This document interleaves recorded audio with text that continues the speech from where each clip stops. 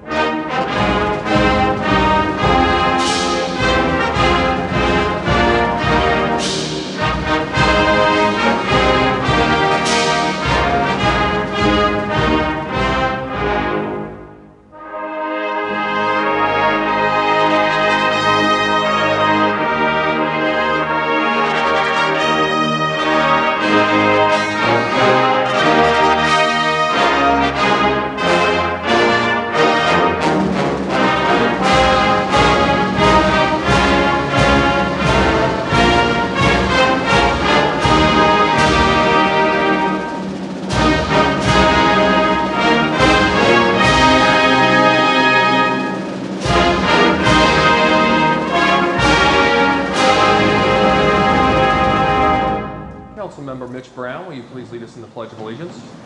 I pledge allegiance to the flag of the United States of America and to the republic for which it stands, one nation under God, indivisible, with liberty and justice for all.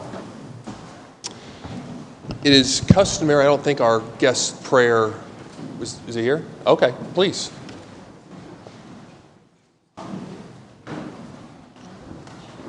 Reverend, thanks for coming to council. Delighted to be with you. I think I'm filling in, but I'm honored to we be here. appreciate that. And will you pray with me? Oh, gracious and loving God, we give you thanks for so many gifts and tender mercies. We are grateful to be part of this nation in which we can gather in all sorts of settings to be a true democracy, a republic where the voices of everyone is heard, where our elected leaders make decisions that are in the interest of all of our citizens. Oh Lord, in one sense, we come this evening in what is an ongoing routine. But dear God, we know that this is anything but a routine moment in the life of our nation or our city. We pray for the presidential elections that have a national debate tonight, and we are mindful that there is an ongoing debate within our own community about how we care for all citizens and protect each and every person. So Lord, help us to be people of wisdom and grace, civility and conviction. You, O Lord, who have called prophets in all generations, help us to listen to your whispered voice so we might know how to best love and care for one another, that we would have courage, compassion, and the ability to respect each and every person. We pray of all of this, knowing that you have made us in your image and that you expect the best of us in every moment. Amen. Amen. Thank you, Reverend Eggers.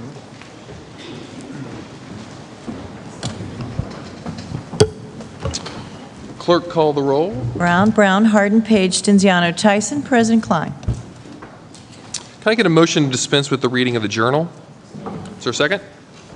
Clerk, call the roll. Brown, Harden, Page, Stenziano, Tyson. President Klein. This week's communications received by the city clerk's office are listed on the agenda. They'll be published in the bulletin. Are there any other communications to be read into the record? Not at this time. Thank you, Clerk.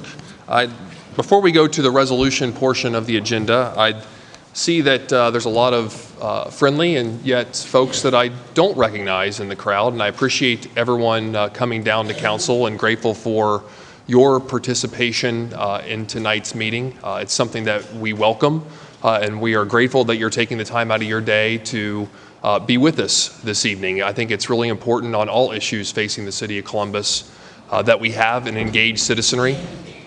We are responsible to you. You are the voters of the city of Columbus. You are the taxpayers of the city of Columbus. And we're grateful that you're coming out tonight to be part of this evening's meeting. We do, however, have an agenda to go through, and I know there's some folks that are interested in speaking at the beginning of the agenda, and I appreciate their eagerness to speak because these are important issues facing our city, facing our county, and facing our state and our country. But just a reminder of the rules of council. is that we will go around initially and let the council members give their resolutions and any announcements they have. Then we will go to first reading consent. First reading consent, and then second reading of speakers. And then there is a non-agenda portion of the meeting that people can sign up for. And as of 5 o'clock, there were 8 people that were signed up. Again, I'm grateful, honestly, for the activism, the interest, the determination, the passion, the resolve for justice, accountability, and transparency that people in this room are fighting for every day, and joining the ranks of the administration and the council members and my colleagues on how we can continue to make Columbus a great place, recognizing our strengths, recognizing our weaknesses, and working together in a collaborative manner to make a difference, to make everyone's lives better, knowing that the difficult problems that are facing our city and our country and our state are only going to be tackled if everyone's sitting at the table, everyone's voice is heard, and everyone has an opportunity to be heard and be part of the progress that we want to make in the city that we desire so much, the city that we love, and the city that we want to become. Councilmember Elizabeth Brown. Thank you, President Klein. Can Christina O'Keefe, the Director of Energy and Air Quality at MORPC, please approach the podium as I offer my resolution. Tonight, I have Resolution 0228X-2016, recognizing October of 2016 as Energy Action Month. Whereas President Barack Obama proclaimed October as Energy Action Month to raise awareness of the importance of conserving energy. The City of Columbus recognizes the need for energy efficiency and an abundant supply of safe, reliable, and affordable sources of energy for our growing region. Columbus is leading by example through procuring 15.6% of electricity used in city operations from renewable sources in 2015 and working towards reducing greenhouse gas emissions by 30% from city operations and 20% from the community as a whole by the year 2020. Columbus acknowledges the benefits of assisting income-eligible households to lower their energy costs while increasing the safety and comfort of their homes. Columbus is willing to work with MORPC to help income-eligible households participate in energy efficiency programs. And Columbus recognizes the importance of the benefits associated with energy efficiency policies, funding, and programs. Therefore, be it resolved by this council that this council does hereby recognize October 2016 as Energy Action Month and urges all residents of Columbus to make an effort to increase the energy efficiency of their households. Before I hand it over to Ms. O'Keefe, I would like to move for adoption unless there's any comment first. Second. Brown, Harden, Page, Stenziano, Tyson, President Klein. Thank you. Ms. O'Keefe. Thank you for your leadership, City Council, on this important issue when it comes to energy. I also want to say thank you for your membership to the Mid-Ohio Regional Planning Commission, known as MORPC. As you know, we're a voluntary association of local governments within the 15-county region of Central Ohio, and we're a growing region. We're focused on transportation, public policy, and sustainability. And it's with that sustainability lens that we're focused on energy. The reason for that is in our regional planning efforts, we have a top goal to reduce our energy consumption on a per capita basis. And that's important because in our region, we have a higher energy consumption than the rest of Ohio and a typical American. And that can impact our competitive advantage. So MORPC is doing a couple things about that to better understand why that is. We're partnering with Franklin County and other local governments to do the first ever energy baseline study throughout the county. We're going to look at the energy flow from the supply to the consumption side in transportation, industry, commercial, and residential sectors. We're looking to partner with our electric and gas utilities in order to develop resources and programs that can connect our local governments to lead by example, to reduce your energy consumption, but also to connect your businesses and residents to those resources as well. And we're a provider of low-income home weatherization services. We've been doing that for 30 years.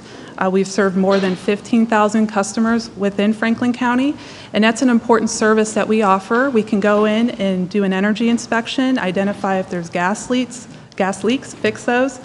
We also provide more efficient lighting and appliances such as refrigerators, repair and replace furnaces, and add insulation. So my message here is we're here to help, we're here to partner, and thank you again for your leadership when it comes to reducing your energy consumption. Thank you so much.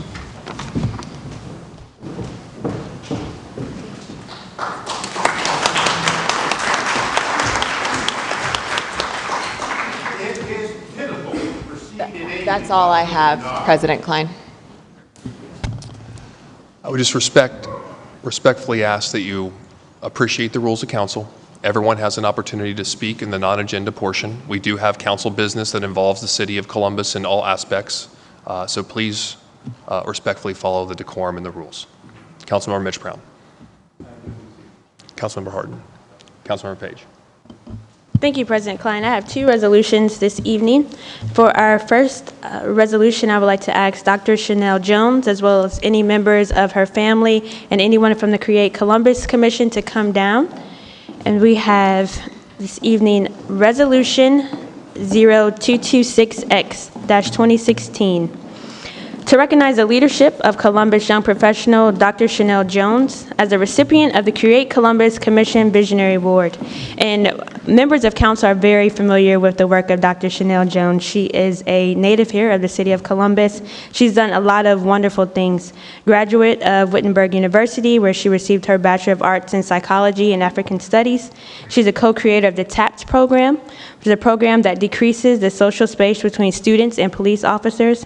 She is one of the youngest professors on staff at the Ohio Dominican University, and she is integrally involved in impacting the lives of young professionals and students. She has also helped to coordinate the Change Starts Here initiative with Radio 1 to engage different communities with the intricacies of issues regarding law enforcement and its relationships with several groups of people. And be it resolved by the Council of the City of Columbus that this council does hereby declare the distinguished Dr. Chanel Jones be recognized for her dedication and leadership to the community through her educational efforts. There are no questions or comments. I would like to move for adoption. Brown, Harden, Page, Denziano, Tyson, President Klein. Thank you. I now give the floor to Jordan. Thank you. Thank you, Councilmember Page, Council President Klein, and members of council. Today we've had a really great day, and it's really inspired by someone that is like Dr. Chanel Jones. Today we spent our day since 8 a.m. talking with members of council, members of your staff about important issues that impact young professionals and help advance the future of our community. And we appreciate and applaud you for seeing and investing in the potential of young people. We're grateful for the resources you continue to give us, and we hope that support continues and that we are good fiduciary, responsible decision makers with that money. We've funded 7 outstanding grant recipients this year. Today we launched a comprehensive study around student loan debt, which we really look forward to reporting back to you so that we can find solutions locally on how to relieve that debt burden at both a personal and an economic level. We gave you a briefing on an exercise we're doing that's going to input from 1,000 different young professionals about what they want their neighborhoods to be and what their city to be, and we're excited about what that's going to culminate into with the wonderful talents of both MBBJ and Lexington at the table to do that.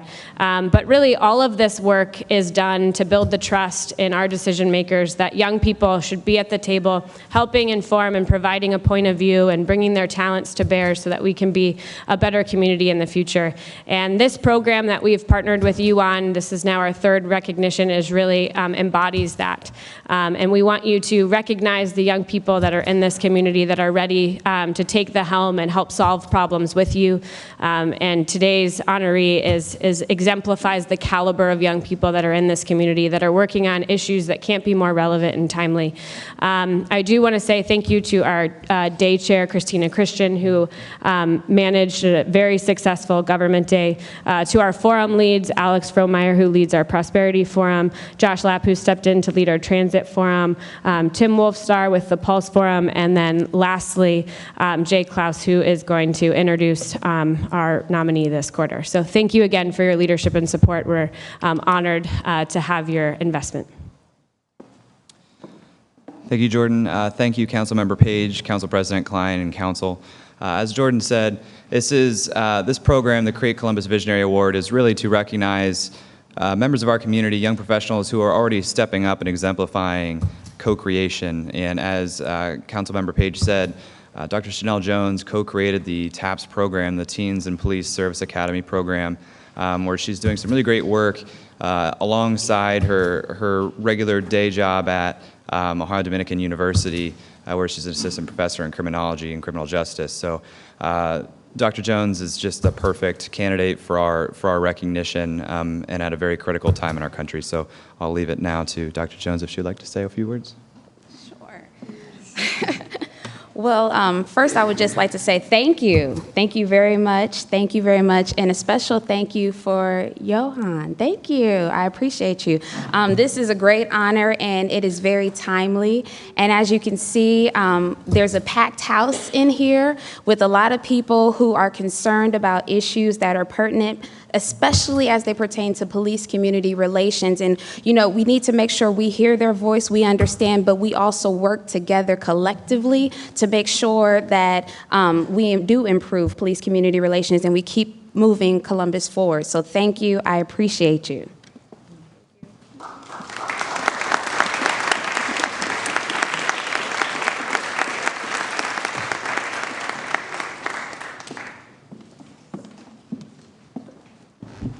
Councilmember Page, I'd just like to recognize Dr. Jones. I know that we've shared many conversations together about criminal justice issues and policing issues. I appreciate what you're doing in the community, and the time of you receiving this award is serendipitous to the cause of a lot of folks in this chamber, but appreciate the work that you're doing, and I'm grateful that we can rely on you for your perspective and your opinion and insight on police communities. Thank you, Dr. Jones. Thank you, President Klein. And for my second resolution, I would like to ask Mr. Chris Gordon of the Columbus Dream Center to come down to the podium with any other guests that he may have with him as well. I have Resolution 0229X-2016 to recognize the Columbus Dream Center for providing outstanding programs and service to the community. The Columbus Dream Center was established in October 2015. It's a nonprofit, faith-based organization dedicated to providing hope to low-income, homeless, and underserved individuals and families in Columbus. Mr. Gordon has done a lot of work within the inner city in Columbus and continues to do a lot of great things, and I would like to give you the opportunity to talk about the programs that you're providing yourself. And if there are no questions or comments, I would first like to move for adoption. Brown, Harden, Page, Denziano, Tyson, President Klein. Thank you. The floor is now yours, Mr. Gordon. Thank you, Councilmember Klein, President Page, Councilmember Klein, and the rest of the council.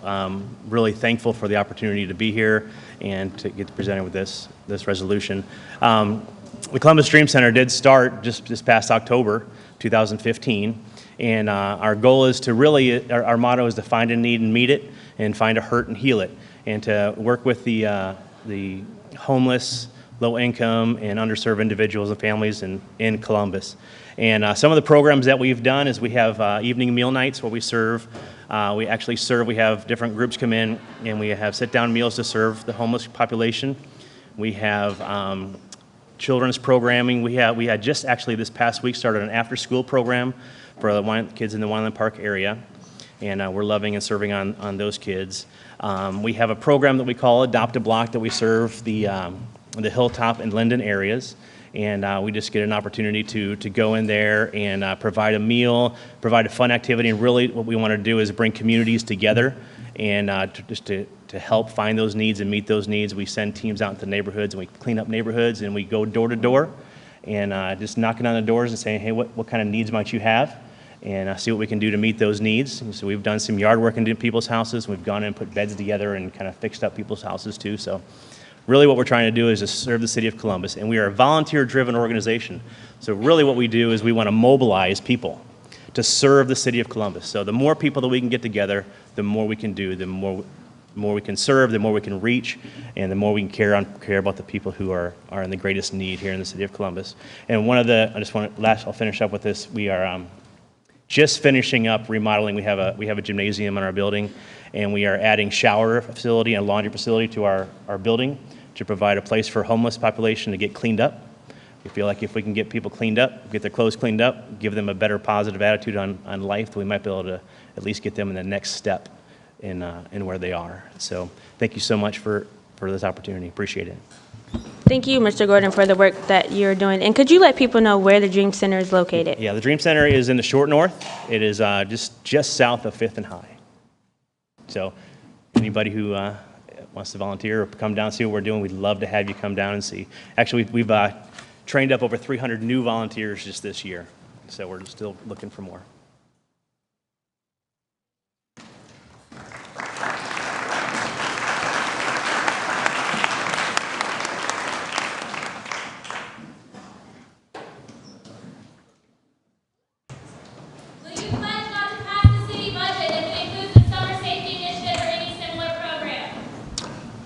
I appreciate everyone's advocacy. Again, respectfully ask that you follow the rules of council. There is actually a piece on tonight's agenda that involves. Yes or no? Yes or no? Yes or no? Again, I would ask. Yes or no? Yes or no? Yes or no? Yes or no? We have city business. Yes or no? Yes or no? Yes or no? Y'all, Yes or no? Yes how can you hear me? How can you hear me give an answer? or no? How can you hear me give an? If you do not respect the rules of council, I will unfortunately have to have you escorted out of the council chambers. I know many of you.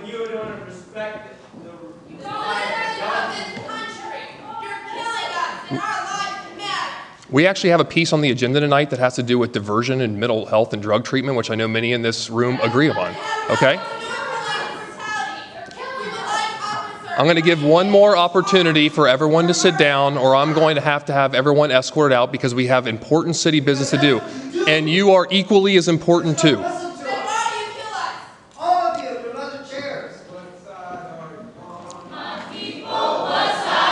right. Officers. Officers.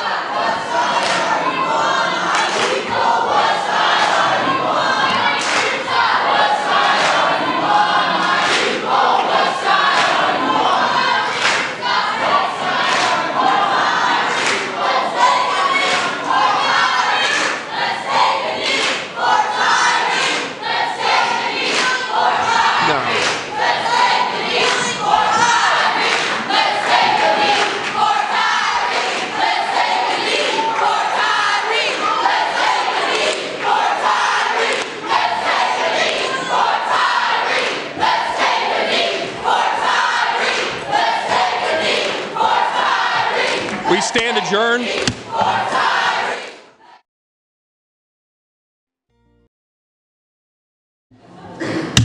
We're back in regular meeting number 47. I do want to recognize and acknowledge, as I said at the outset of this meeting, that people are very passionate.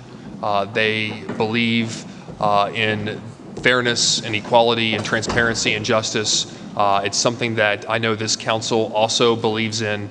We strive for transparency, accountability, and for justice. I know that I stand with my colleagues in supporting that and also supporting the right to equal protest, for a nonviolent protest and addressing their government, which is why we have open council meetings. With that said, as I indicated at the beginning of the meeting, there is a portion of the agenda to address council. And there are speakers that we are going to honor if they're still here to address council, because we are here, we care deeply about the citizens of the city of Columbus, and we want to do our part collectively and collaboratively, which is the way we do things in the city of Columbus, with people that agree and disagree, to make a difference in our community, to promote transparency, to embrace accountability, and always seek the quest for justice. So with that, I believe that we are in, we just finished the resolution section. Or Councilmember Tyson, or President Pro Tem Tyson, you may have some announcements. Do you want to proceed with those or continue on with the meeting? Okay. About comments from our elected officials, Mr. Dorian, City Attorney Pfeiffer. Are there any requests by members of council for the removal of an ordinance or resolution from the consent action portion of the agenda? May we now have a motion to waive second reading of the titles of 30-day legislation by the city clerk? Is there a second? Clerk, call the roll. Brown, Brown, Harden, Page, Stenziano, Tyson, President Klein. Thank you. Will the clerk now read the ordinance numbers of the 38 legislation on tonight's agenda for first reading? Economic Development Committee, Ordinance 2278-2016. Public Service and Transportation Committee, Ordinance 2283-2016. Recreation and Parks Committee, Ordinances 2181 and 2302-2016. Public Utilities Committee, Ordinances 2123, 2187, and 2224-2016. Zoning Committee, Ordinances 958-2016, 2338, and 2369-2016. Thank you, Clerk. The following ordinances appear on our agenda as consent. Will the clerk now read the ordinance numbers of each into the record? Resolution of Expression 227X-2016. Finance Committee, Ordinances 2090, 2202, 2281, 2329-2016. Economic Development Committee, Ordinances 2219 and 2221-2016. Public Safety Committee, Ordinances 2207, 2299-2016. Public Service and Transportation Committee, Ordinance 2316-2016. Recreation and Parks Committee, Resolutions 221X, 222X-2016, and Ordinances 2140, 2242-2016. Housing Committee, Ordinances 2190, 2235, 2325, 2326, 2327, 2328, 2333, 2335, 2336, 2337, 2346, 2347, 2348, 2349, 2356, 2357, 2362, 2364, 2366, 2368, 2371, 2378, 2380, 2381, and 2382-2016. Technology Committee, Ordinance 2083-2016. Public Utilities Committee, Ordinances 2229, 2239-2016, and an appointment from the Mayor's Office numbered A0159-2016. Thank you, Clerk. We do have one speaker for the consent action portion of the agenda. It's Mr. Nathaniel George Wilkins speaking in favor of 2336-2016. Mr. Wilkins, are you with us? Mr. Wilkins, you could state your name, the address, any organizations you represent, and you'll have 3 minutes. 1612 Arlington Avenue. Mr. Nathaniel George Wilkins, the chairman of Solar Vacant Property and Bad Structures in North Linden area. I want to talk to you about 1618 Myrtle Avenue. I would like to know what the property. Well, I got several questions here for 1618 Myrtle Avenue. I know the property has been demolished, and I think Habitat is going to build a house. But before I speak on Habitat, this particular home, 1618 Myrtle Avenue, was occupied back in 2007, 2008, and 2009. Unfortunately, the property was burnt, and the city had to tear it down. The problem with if whoever's going to acquire this land, I want the same style in the neighborhood as Linden, where it was before, the architect and design. Even though we're losing a lot of these older homes, if Habitat's coming in to rebuild, I need the same layout, floor model, whatever the case may be, and how Habitat's going to do this. But maybe we want to see something different. Instead of 3 bedrooms, maybe 4 to 5 and 2.5 bathrooms in the 2-car garage. And once again, this home was occupied when I first moved in Linden. Unfortunately, it was burnt. It was a young family that stayed in this home. And, I have watched it has burnt and have watched it as a family lived in this property. So again, I just would like to have more clarifications what's going to be done exactly with this land. Thank you for your time. Thank you, Mr. Wilkins. Director Shoney, if you could follow up Mr. Wilkins on the game plan for that parcel, we would appreciate it. Yes, President Pro Tem Tyson. Thank you, President Klein. I know Mr. Wilkins comes down every week and generally speaks on properties on Myrtle Avenue.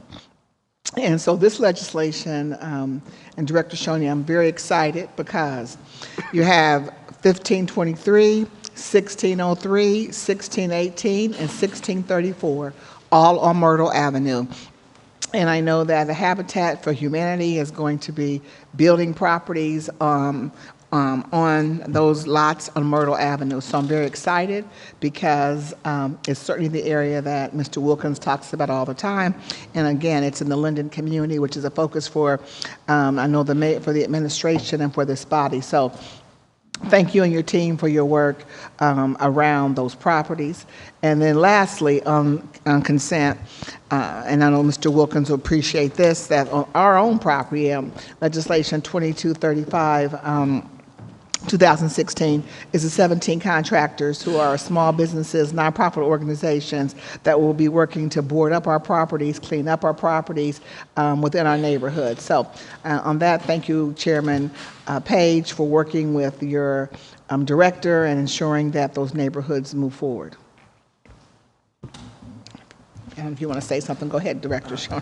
Thank you, Councilwoman Tyson, President Klein, members of council. I would just simply say thank you for the comments. Our land redevelopment office did not take the month of August off for break. They were clearly very busy, and I think you see that reflected in our council agenda tonight. So thank you for your support.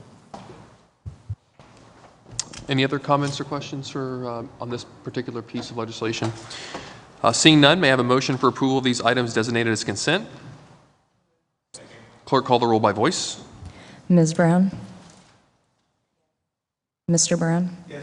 Hardin? Yes. Page? Yes, with the exception of 2335-2016 and 2336-2016, on which I am abstaining. Stenziano? Yes. Tyson? Yes. President Klein? Yes, consent action carries. We'll now proceed with the second reading of 30-day tabled and emergency legislation.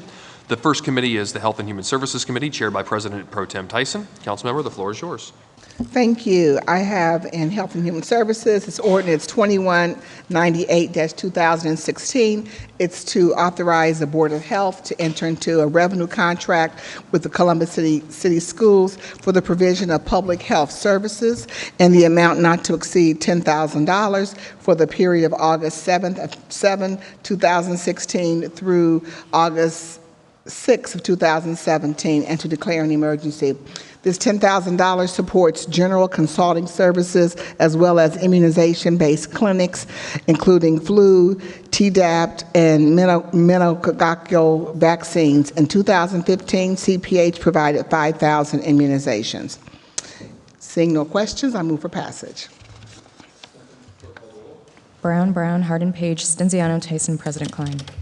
Thank you. The next ordinance is ordinance 2372-2016. This also is co-sponsored by President Klein. It is to authorize the appropriation of $10,000 to Columbus Public Health in the Public Safety Initiative Subfund of the city's general fund, to authorize the Board of Health to enter into a contract with Equitas Health for support services to the city's harm reduction program, and to authorize the expenditure of $20,000, $10,000 from the Health Special Revenue Fund, and $10,000 from the city's general fund, and to declare an emergency.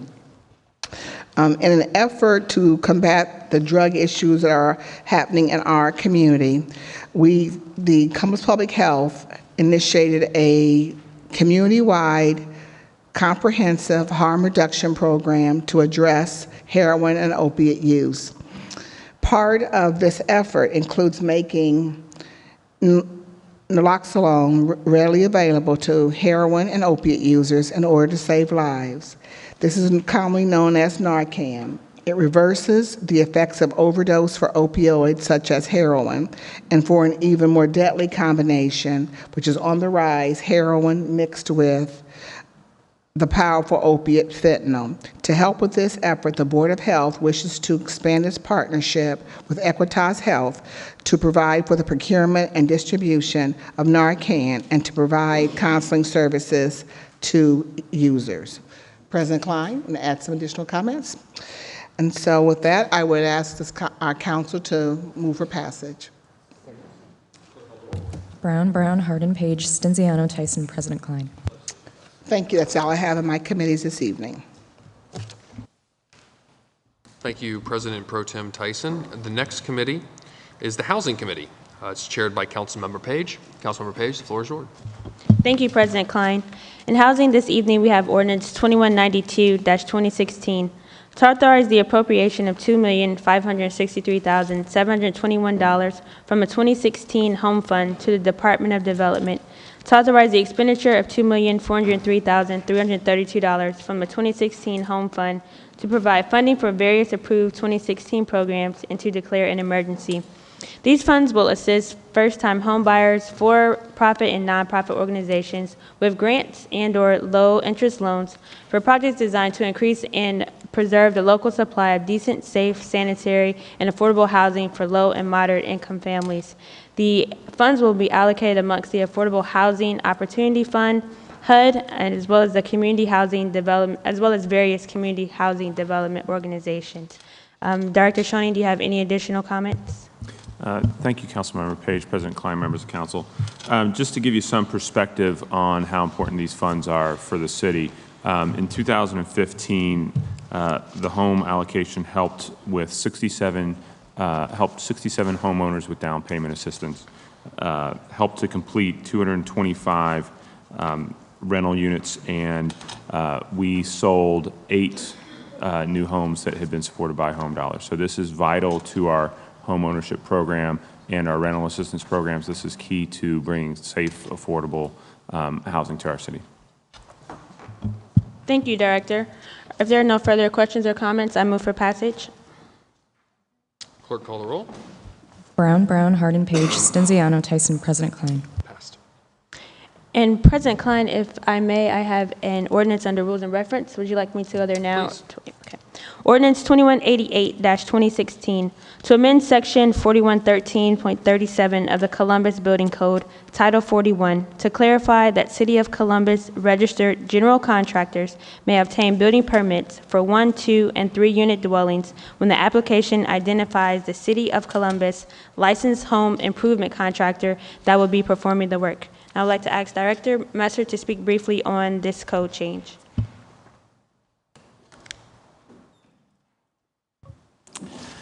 Chair Page, President Klein, members of City Council, thank you. This code change is primarily a code change that will allow for contractors who are not necessarily hands-on contractors in the home improvement industry to actually pull the master permit for the job. What we have found is that a lot of folks who operate these businesses in a very professional way may not actually be doing the carpentry work and the hands-on work themselves. And so as long as they disclose to us who their licensed contractor is that will actually be performing the work, we're going to allow them to pull permits. Thank you, Director. And I have one quick question. Could you talk about how this will improve the efficiency of pulling the permits for those projects?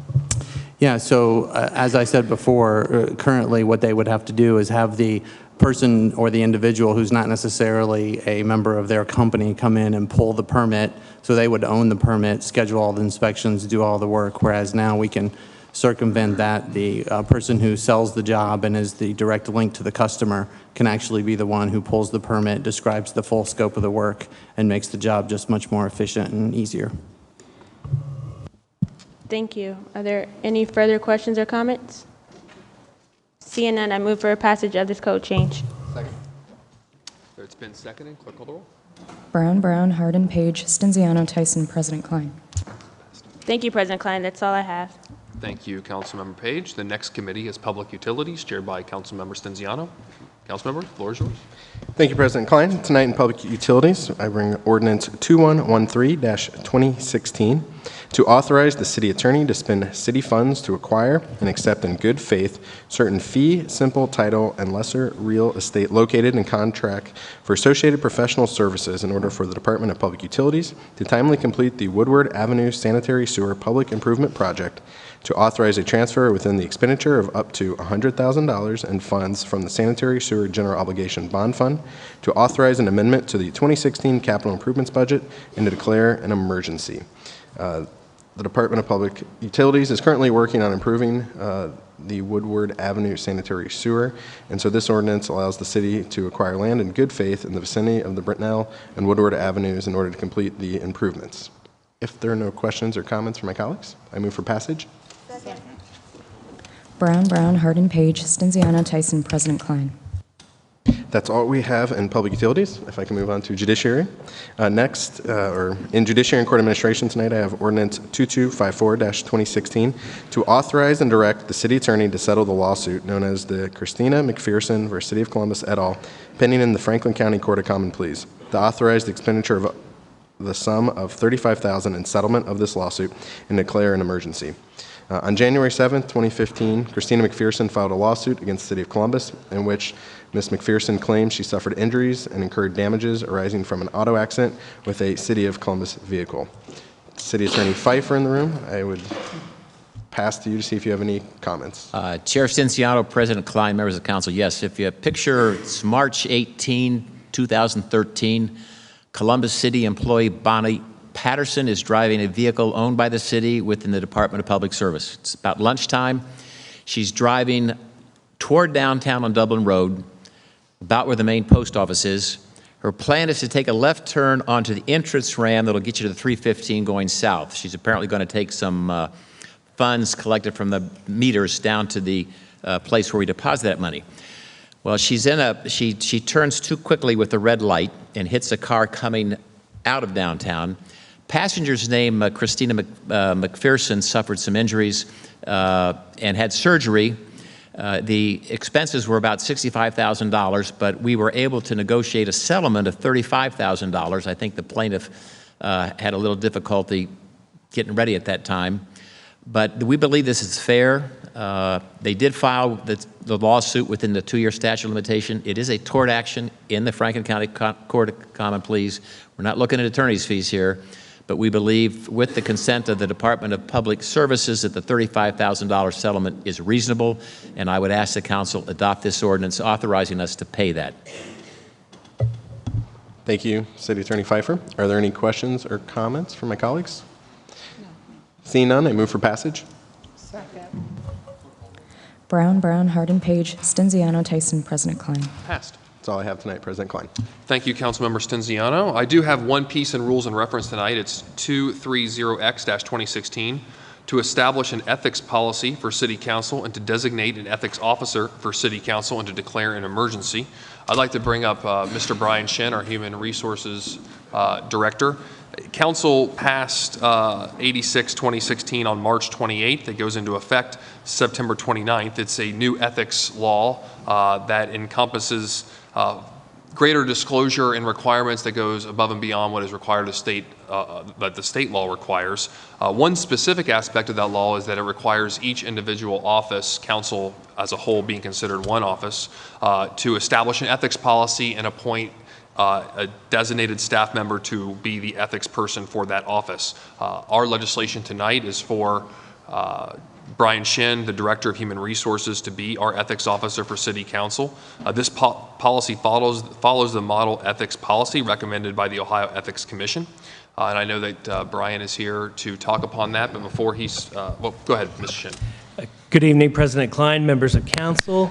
As you were saying, President Klein, this policy is the result of an initiative that was started last fall. Then Council President Ginther and Councilmember Klein announced a working group, including former State Representative Mike Curtin and Professor Herb Asher from Ohio State, among others, to examine amending the city's ethics ordinances. And in particular, we were looking at the legislative agent ordinance, the campaign finance ordinance, and a new ordinance to cover ethics financial disclosure for office holders and candidates. This working group met and had a public hearing on February 17th, where public comments were taken about the proposed changes to the ethics ordinances. As Council President Klein indicated, Council passed these 3 ordinances, which were 84-2016, 86-2016, and 87-2016 on March 28th of this year. All those were given 6 months to take effect because of the various procedures and updates to our databases that the clerk's office has worked diligently along with the Department of Technology to implement. And the effective date, as I said, is September the 29th. In particular, Ordinance 86-2016 created a new ethics financial disclosure requirement for Columbus municipal office holders and for candidates for municipal office. This disclosure requirement is comparable to state law, whereby financial disclosure must be made now twice a year under the ordinance in May and November for our office holders and our candidates for municipal office. Additionally, it requires each office holder to establish an ethics policy and to designate a staff member to coordinate ethics issues and policy for the office.